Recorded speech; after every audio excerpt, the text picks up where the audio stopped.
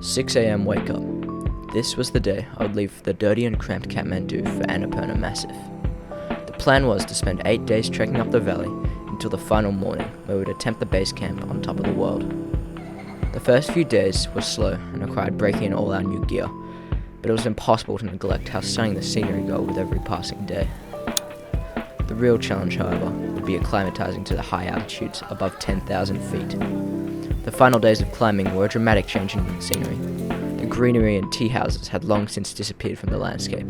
The howl of the wind and the jagged cliffs surrounding the valley were the only things I could rely on to stay the same. With every passing step, my breath became heavier, my legs weakened, and my thoughts became unclear and blurred. I turned to my mum. "I feel really sick," I said. "You must be tired. We're nearly there," she replied. I pushed on, almost falling off the trail multiple times, and cutting up my legs with every misplaced monkey step. "Come on, Flynn, hurry up," my dad called. "I'm trying," I pleaded. Little did they know, I was suffering from the effects of acute altitude sickness. If we didn't turn back soon, I was at risk of brain damage and death due to hemorrhage.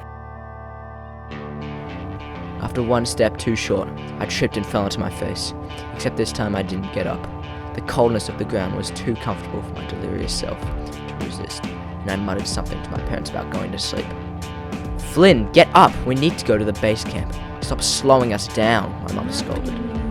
Only when I turned to face her with my diluted, wide eyes staring back at her did she realize something was wrong.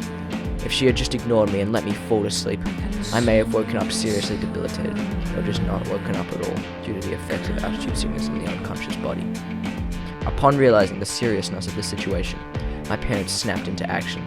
They knew that the main side effect of altitude sickness is a lack of blood sugar, so they forced down 3 Mars bars and even a Snicker bar down my throat, before we slowly hiked back down to the tea house at Diwali. The next day we tried again, this time without any hiccups, and once I saw the base camp for the first time, I can confidently say that I've never felt so euphoric before nor since.